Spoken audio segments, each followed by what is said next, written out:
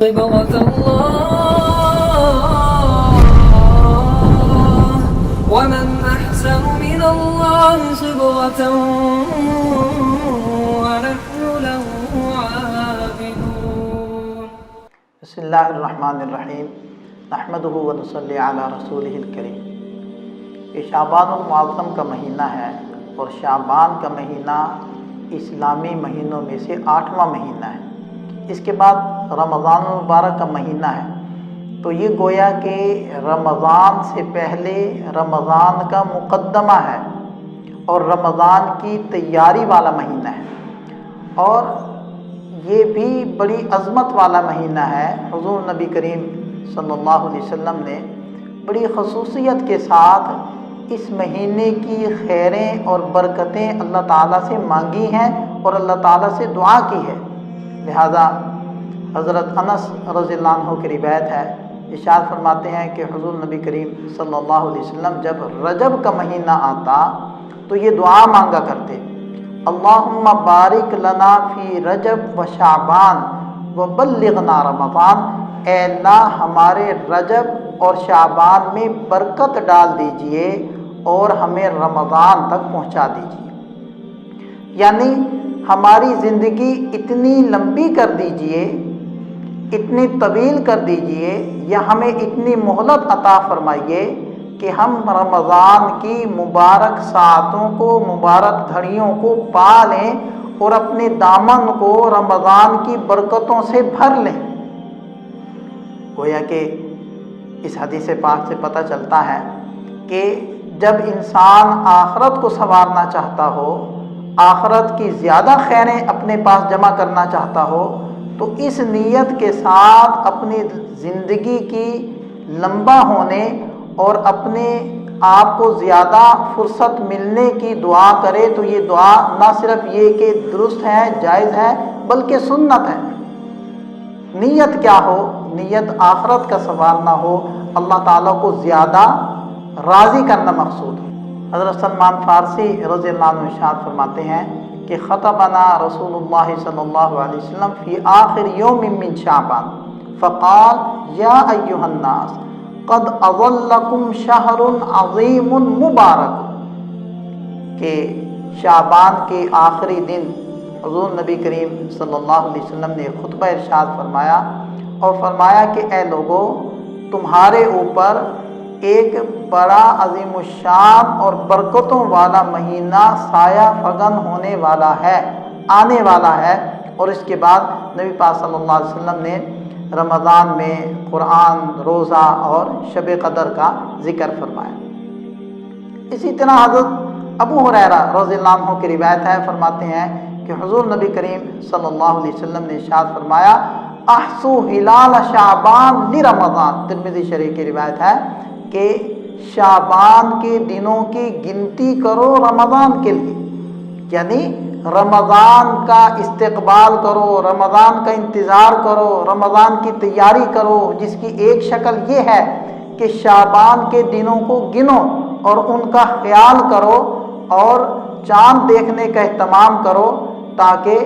رمضان المبارک کی کوئی گھڑی، کوئی لمحہ تم سے ضائع نہ ہو جائے. اسی طرح بخاری شریف میں آتا ہے کہ حضرت عائشہ صدیقہ رضی اللہ عنہا ارشاد فرماتی ہیں کہ جب نبی پاک صلی اللہ علیہ وسلم نفلی روزہ رکھنا شروع فرما دیتے تو اتنی کثرت سے اور اتنے تسلسل سے روزے رکھتے کہ مجھے ایسے محسوس ہوتا کہ شاید آپ علیہ السلام اب کبھی بھی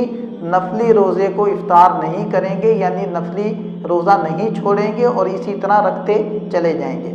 لیکن بعض مرتبہ آپ علیہ السلام نفلی روزے رکھنا چھوڑ دیتے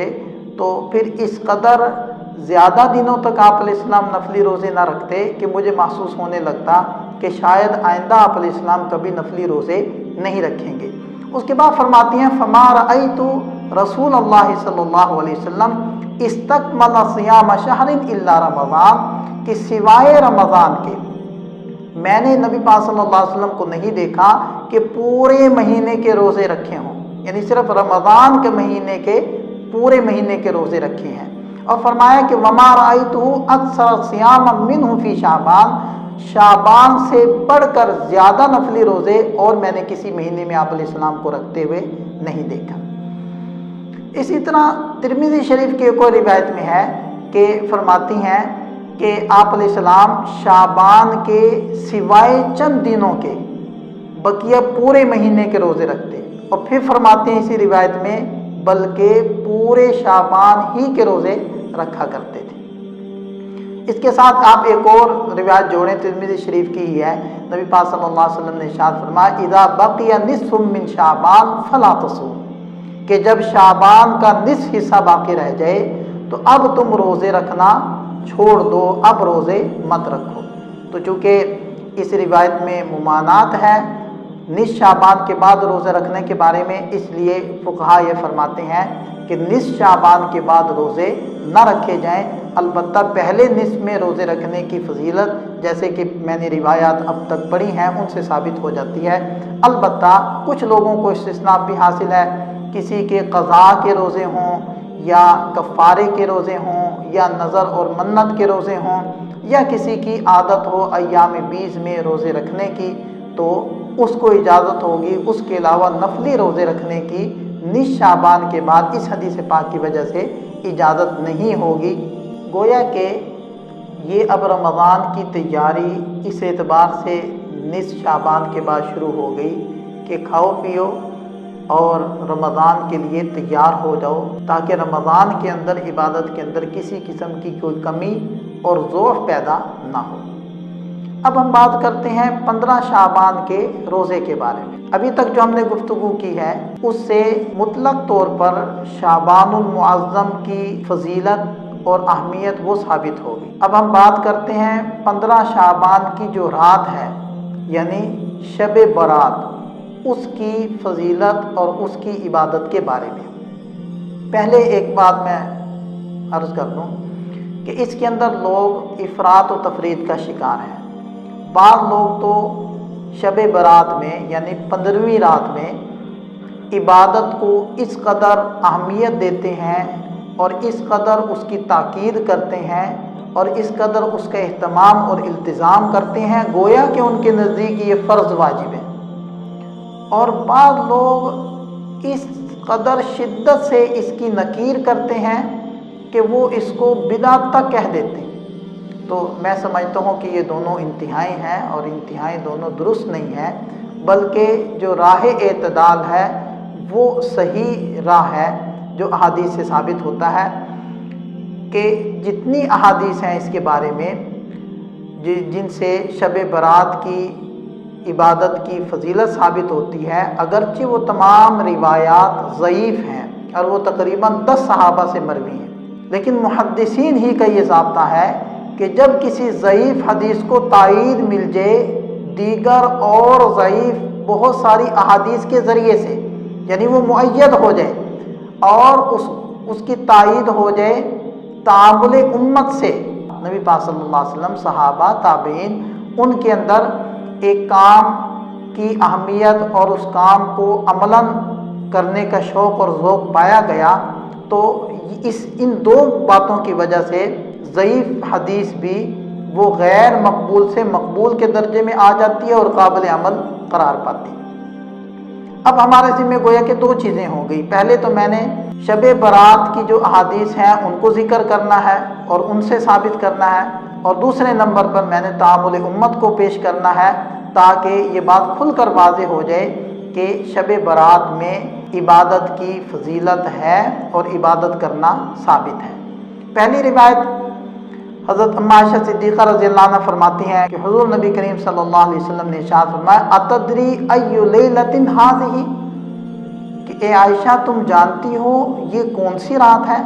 تو میں نے کہا اللہ ورسولہ اعلم، اللہ اس کے رسول ہی بہتر جانتے ہیں کہ یہ کون سی رات یعنی کتنی فضیلت والی رات۔ نبی پاک صلی اللہ علیہ وسلم نے ارشاد فرمایا ھذہ لیلۃ النصف من شعبان ان اللہ عز وجل یطلع علی عبادہ فی لیلۃ النصف من شعبان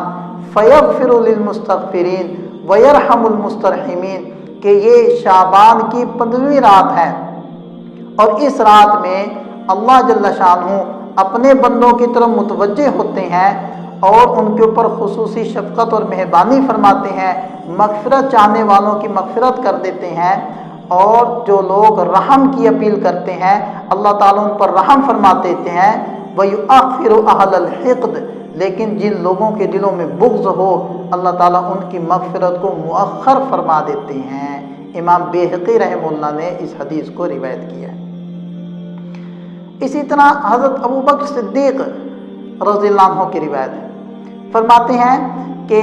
حضور نبی کریم صلی اللہ علیہ وسلم نے ارشاد فرمائے، ینزل اللہ سبحانہ وتعالی الی سماء الدنیا لیلۃ النصف من شعبان، کہ جب شعبان کی 15ویں رات ہوتی ہے تو اللہ جل شانہ کی رحمت وہ آسمان دنیا پر نزول فرماتی ہے، کما یلیق بشانہ، اللہ تعالیٰ کا نزول کرنا یا اللہ کی رحمت کا نزول فرمانا،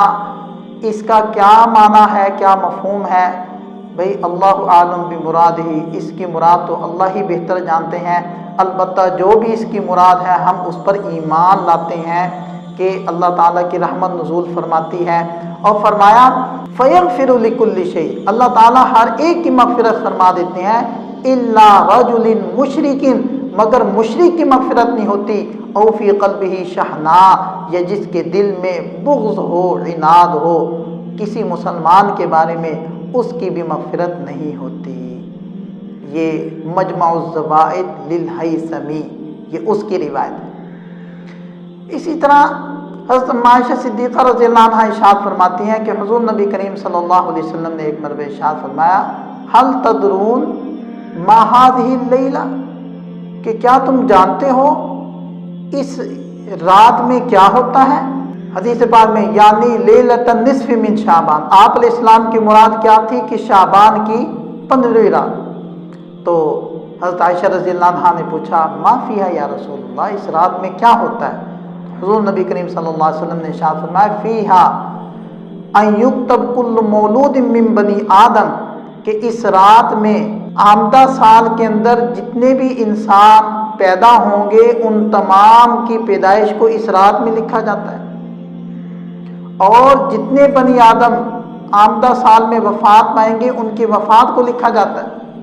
فیہا ترفع اعمالہم وتنزل ارزاقہم، اسی رات میں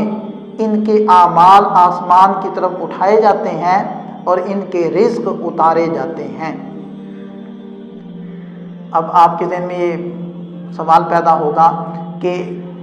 زندگی، موت، رزق، یہ ساری چیزیں تو انسان کی پیدائش سے پہلے لکھ دی گئی ہیں اور یہ تو لوح محفوظ میں ہے، پھر اس رات میں لکھے جانے کا کیا مطلب ہے؟ تو علماء فرماتے ہیں کہ اس کا مطلب بظاہر یہ ہے کہ لوح محفوظ سے لسٹیں بنا کر متعلقہ فرشتوں کے حوالے کی جاتی ہیں۔ مشکاۃ شریف کی یہ روایت ہے۔ اسی طرح بیہقی کی اور الترغیب والترہیب للمنذری،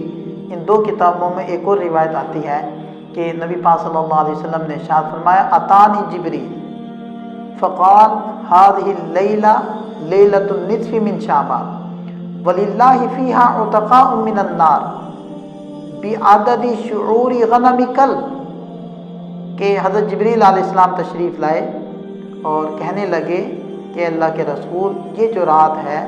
یہ شعبان کی 15ویں رات ہے، اور اس رات میں اللہ تعالیٰ کی طرف سے لوگوں کو جہنم سے آزاد کیا جاتا ہے، اور ان کی تعداد کتنی ہوتی ہے؟ فرمانے لگے کہ قبیلے کلب کی بکریوں کے بالوں کی جو تعداد ہے اتنے لوگوں کو جہنم سے اس رات میں آزاد کیا جاتا ہے۔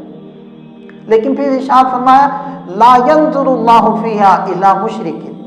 اس رات اللہ تعالیٰ مشرک کی طرف نظر رحمت نہیں فرماتا، ولا الی مشاحن، جس کے دل میں مسلمانوں کا بغض اور عناد بھرا ہوا ہو اس کی طرف اللہ تعالیٰ نظر رحمت نہیں فرماتے، ولا الی قاطع رحم، جو تعلقات توڑنے والا ہو اس کی طرف نظر رحمت نہیں فرماتے، ولا الی مسبلی، اور اپنے ازار کو یعنی اپنی شلوار، اپنی لنگی، اپنی پینٹ یا جو بھی اس نے پہنا ہوا ہے اگر وہ ٹخنے سے نیچے اس کو رکھتا ہے یعنی ٹخنے ڈھانک کر رکھتا ہے، فرمایا اس کی طرف بھی اللہ تعالیٰ اس رات میں نظر شفقت نہیں فرماتے، ولا الی عاقل لوالدیہ، اور جو اپنے والدین کا نافرمان ہو اس کی طرف بھی نظر رحمت نہیں فرماتے، ولا الی مدمن خمر، اور جو شراب کا عادی ہو اس رات میں اس کی طرف بھی اللہ تعالیٰ نظر شفقت نہیں فرماتے۔ جلیل القدر تابعی حضرت عطاء بن یسار رحمہ اللہ فرماتے ہیں، ما من لیلۃ بعد لیلۃ القدر افضل من لیلۃ النصف من شعبان۔ لطائف المعارف ہے کتاب ابن رجب الحنبلی رحمہ اللہ، اس کے اندر یہ الفاظ لکھے ہوئے ہیں کہ حضرت عطاء بن یسار رحمہ اللہ فرماتے ہیں کہ شعبان کی 15ویں رات سے زیادہ فضیلت والی لیلۃ القدر کے بعد اور کوئی رات نہیں۔ اسی طرح علامہ ابن رجب الحنبلی رحمہ اللہ انہوں نے ذکر فرمایا کہ لیلۃ النصف من شعبان کان التابعون من اہل الشام کخالد ابن معدان ومکحول ولقمان ابن عامر وغیرهم يعظمونها ويجتهدون فيها في العبادة وعنهم اخذ الناس فضلها وتعظيمها۔ اسی کتاب کا حوالہ ہے کہ اہل شام میں سے بڑے درجے کے جو تابعین ہیں ان میں سے بعض کے انہوں نے نام لیے، خالد بن معدان، مکحول، لقمان ابن عامر اور اس کے علاوہ دیگر بڑے بڑے تابعین، وہ اس رات کی عظمت بھی کرتے تھے، اس رات کی کو دوسری راتوں پر فضیلت بھی دیتے تھے، اور لوگوں نے بھی اس رات کی عظمت کو اور فضیلت کو انہی حضرات سے سمجھا، یعنی ان کے عمل سے سمجھا۔ یہ تعامل امت کے ضمن میں باتیں آ رہی ہیں۔ اسی طرح امام محمد ابن ادریس الشافعی رحمہ اللہ، ان کی یہ کتاب ہے، بڑی مشہور کتاب ہے، کتاب الام، اس کے اندر انہوں نے ذکر فرمایا، وَبَلَغَنَا أَنَّهُ كَانَ يُقَالُ أَنَّ الدُّعَاءَ يُسْتَجَابُ فِي 5 لَيَالٍ فِي لَيْلَةِ الْجُمْعَةِ وَلَيْلَةِ الضُّحَىٰ وَلَيْلَةِ الْفِطْرِ وَأَوَّلِ لَيْلَةٍ مِّن رَجَبٍ وَلَيْلَةِ النِّصْفِ مِن شَعْبَانَ وَأَنَا أَسْتَحِبُّ كُلَّ مَا حُكِيَتْ فِي هَذِهِ اللَّيَالِي مِن غَيْرِ أَن يَكُونَ فَرْضًا۔ وہ فرماتے ہیں کہ ہمیں یہ بات پہنچی ہے کہ 5 راتیں ایسی ہیں جن کے اندر عبادت اور دعا مانگنا یہ مستحب ہے۔ فرماتے ہیں ان میں سے جمعہ کی رات ہے، عید الفطر کی رات ہے، عید الضحیٰ کی رات ہے، اور رجب کی پہلی رات ہے، اور شعبان 15 شعبان کی رات ہے۔ اور فرماتے ہیں کہ میں ان تمام راتوں میں عبادت کو، دعا کو مستحب سمجھتا ہوں، فرض نہیں سمجھتا۔ اور بحر الرائق کے مصنف ہیں علامہ زین الدین بن ابراہیم، جو ابن نجیم المصری الحنفی سے مشہور ہیں، انہوں نے اپنی کتاب میں لکھا کہ وَمِنَ الْمَنْدُوبَاتِ إِحْيَاءُ لَيَالِ الْعَشْرِ مِنْ رَمَضَانَ وَلَيْلَتَيِ الْعِيدَيْنِ وَلَيَالِ عَشْرِ ذِي الْحِجَّةِ وَلَيْلَةِ النِّصْفِ مِنْ شَعْبَانَ كَمَا وَرَدَتْ بِهِ الْأَحَادِيث، کہ مستحبات میں سے یہ بات ہے کہ رمضان المبارک کی آخری عشرہ یعنی پورا عشرہ اس کی راتوں میں عبادت کرنا، عیدین کی دونوں راتوں میں عبادت کرنا، ذوالحجہ کی جو پہلی 10 راتیں ہیں ان میں عبادت کرنا، اور شعبان کی 15ویں رات میں عبادت کرنا۔ اور پھر فرماتے ہیں کما وردت بہ الاحادیث، جیسے کہ احادیث سے یہ بات ثابت ہوتی ہے۔ حضرت علامہ انور شاہ کشمیری رحمہ اللہ نے العرف الشذی کے اندر ذکر فرمایا ہے کہ ان هذه اللیلہ لیلۃ البراءۃ، کہ یہ جو 15 شعبان کی رات ہے یہ لیلۃ البراءت ہے، وصح الروایات فی فضل لیلۃ البراءۃ، اور لیلۃ البراءت کے بارے میں جو روایات ہیں وہ درست ہیں۔ اور حضرت مولانا اشرف علی تھانوی صاحب رحمہ اللہ نے ذکر فرمایا ہے بہشتی زیور کے اندر کہ اتنی بات تو ثابت ہے کہ لیلۃ البراءت اور 15 شعبان کا روزہ اس کے بارے میں روایات موجود ہیں، اتنی بات تو ثابت ہے، اور اس مہینے کو اور اس رات کو بزرگی اور عظمت حاصل ہے۔ حضرت مولانا مفتی تقی عثمانی دامت فیوضہم دامت برکاتہم وہ فرماتے ہیں کہ علامہ سیوطی رحمہ اللہ نے الدر المنصور رسالے کے اندر ان تمام روایات کو جمع کیا ہے جو 15ویں رات یعنی لیلۃ البرات کی فضیلت کے بارے میں دلالت کرتی ہے یا ان کو بیان کرتی ہے۔ تو اب تک جتنی میں نے روایات ذکر کی ہیں ایسے ہی تعامل امت پیش کیا ہے، اس سے یہ بات کھل کر واضح ہو گئی کہ اگرچہ یہ احادیث ضعیف ہیں لیکن تعدد کی وجہ سے ان کو تائید حاصل ہو گئی اور ان میں قوت پیدا ہو گئی، اور تعامل امت یعنی امت کے جو اکابر تھے، بڑے حضرات تھے، وہ شروع سے عبادت کرتے چلے آئے ہیں، اس وجہ سے اس رات کے اندر عبادت کا ثبوت تو حاصل ہو گیا۔ لیکن ظاہری بات ہے عبادت کو فرض واجب تو کوئی بھی نہیں کہتا، جو بھی کہتا ہے وہ استحباب کی بات کرتا ہے، فرض کی بات نہیں کرتا۔ اب بات کر لیتے ہیں کہ 15 شعبان کا روزہ یعنی اگلے دن روزہ رکھنا وہ کس حد تک درست ہے۔ تو اس کے بارے میں حضرت علی رضی اللہ عنہ کی روایت ہے کہ نبی پاک صلی اللہ علیہ وسلم نے ارشاد فرمائے اذا کانت لیلۃ النصف من شعبان فقوموا لیلہا وصوموا نہارا، ابن ماجہ کی روایت کہ جب شعبان کی 15ویں رات ہو تو اس کا جب دن آئے تو جب شعبان کی 15ویں رات ہو تو اس کی عبادت کے لیے کھڑے رہو، اور 15 شعبان کا جب دن آئے گا تو اس کے دن کا روزہ بھی رکھو۔ اس روایت کی بنیاد پر علماء فرماتے ہیں کہ روزہ رکھنے کی اجازت اس روایت سے حاصل ہوتی ہے، لیکن چونکہ یہ روایت بھی ضعیف ہے اور یہ اکیلی روایت ہے۔ دیکھیں لیلۃ البرات کے بارے میں جو روایات ہیں وہ بھی ضعیف ہیں لیکن وہ متعدد ہیں، اور روزہ رکھنے کے بارے میں جو روایت ہے وہ بھی ضعیف ہے اور وہ ایک ہی ہے۔ اس لیے 15 شعبان کے روزے کو وہ اہمیت اور وہ تائید حاصل نہیں ہوگی جو 15 شعبان کی رات کی عبادت کو فضیلت اور یا تائید حاصل ہوگی، لہٰذا 15 شعبان کے روزے کو علماء وہ مستحب قرار نہیں دیتے۔ اب بات کرتے ہیں کہ 15 شعبان میں قبرستان جانا اس کی کیا حقیقت ہے۔ حضرت عائشہ صدیقہ رضی اللہ عنہ کی روایت ہے، وہ فرماتی ہیں، ترمذی شریف میں یہ روایت ہے کہ ایک رات میں نے نبی پاک صلی اللہ علیہ وسلم کو اپنے بستر پر موجود نہ پایا، تو میں پریشان ہو کر باہر نکلی تو میں نے دیکھا کہ نبی پاک صلی اللہ علیہ وسلم وہ جنت البقیع میں ہے اور وہاں دعا مانگ رہے ہیں، اور وہ فرماتی ہیں کہ یہ جو رات تھی یہ 15 شعبان کی رات تھی۔ تو اس حدیث کی وجہ سے، یہ بھی ضعیف ہے حدیث، اس حدیث کی وجہ سے قبرستان میں 15 شعبان کو جانا یہ ثابت ہو جاتا ہے، لیکن یہ ذہن میں رہے کہ دین کیا چیز ہے۔ دین اصل میں اطاعت ہے، اللہ کی اطاعت اور اللہ کے رسول کی اطاعت، یعنی جو حکم جیسے اترا اور جتنا اترا اس کو ویسے ہی ماننا، یعنی آپ علیہ الصلوۃ والسلام کی تعلیمات کو ماننا آپ علیہ السلام کے طریقے سے۔ اگر میں اپنی طرف سے کوئی چیز نکال کے لاؤں گا وہ بھی مردود ہے، اور اگر آپ علیہ السلام کی کسی سنت پر عمل کروں گا لیکن اپنے طریقے سے وہ بھی مردود ہے۔ تو اس روایت سے اتنا تو ثابت ہو گیا کہ نبی پاک صلی اللہ علیہ وسلم شعبان کی 15ویں رات میں قبرستان تشریف لے گئے تھے، لہٰذا زندگی میں ایک مرتبہ قبرستان اگر آپ اس نیت سے چلے جائیں گے کہ آپ علیہ السلام تشریف لے گئے تھے تو یہ سنت پوری ہو جائے گی اور سنت کا ثواب آپ کو مل جائے گی، یا کبھی کبھی چلے جانا یہ بھی درست ہو جائے گا۔ لیکن اب صرف اس ایک مرتبہ کے واقعے کی وجہ سے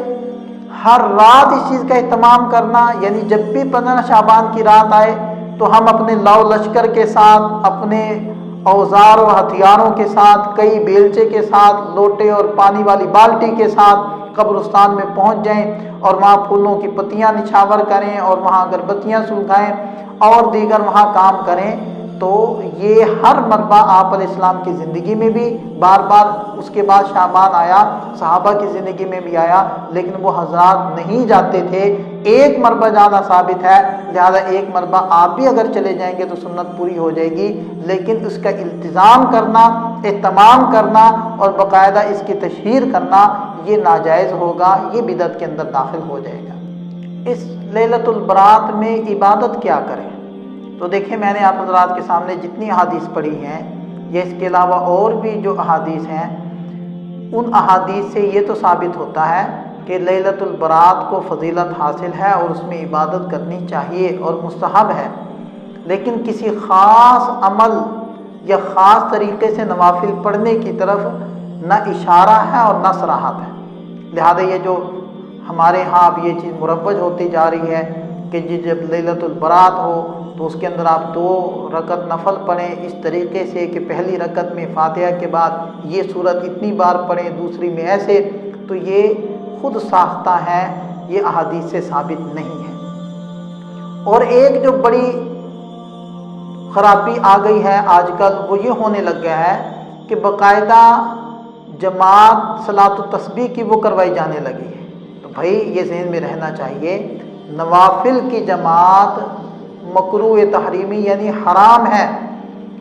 اب آپ تو عبادت کرنے کے لیے گئے، ثواب حاصل کرنے کے لیے گئے، لیکن ثواب کیا ملنا تھا؟ نیکی تو برباد، گناہ لازم، گناہ ہوا آپ کو۔ نوافل کی جماعت جائز نہیں ہے۔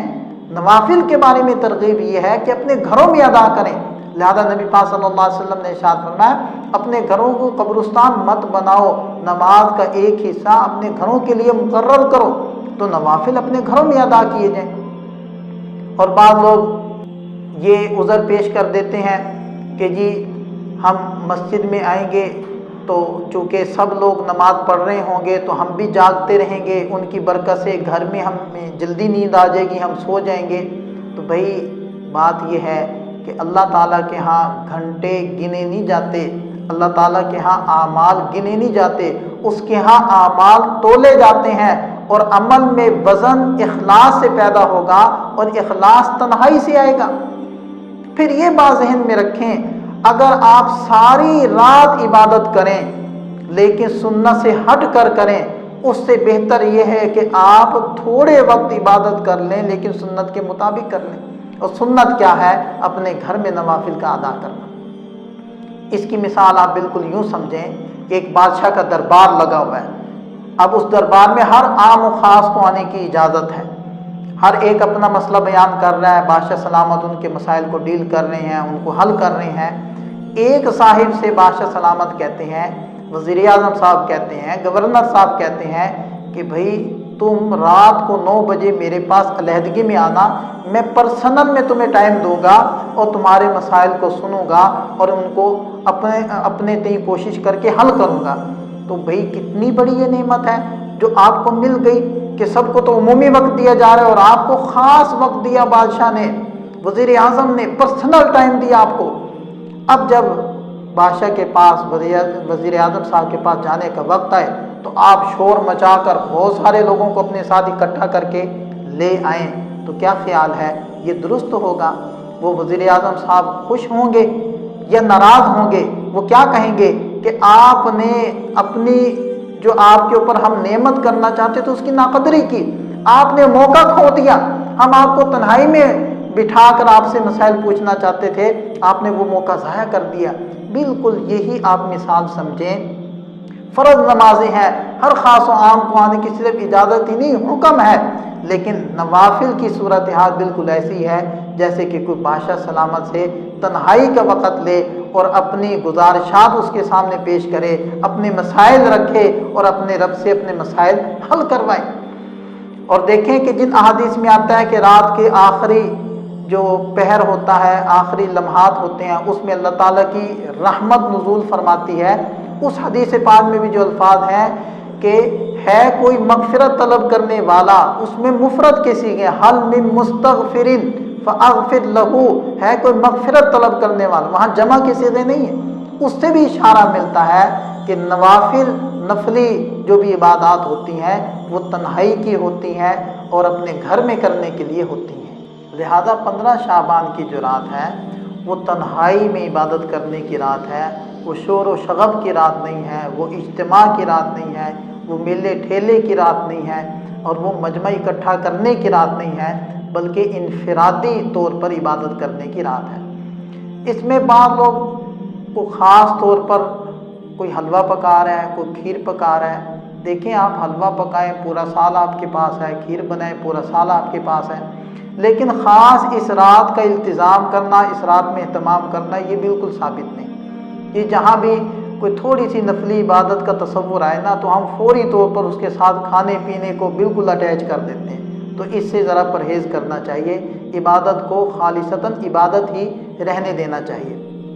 پھر ایک جو بڑی مصیبت اس رات کے بارے میں آ گئی ہے کہ ہمارے بچے، ہمارے نوجوان وہ اس رات میں پٹاخے بجاتے ہیں، کوئی شرلیاں اڑا رہا ہے۔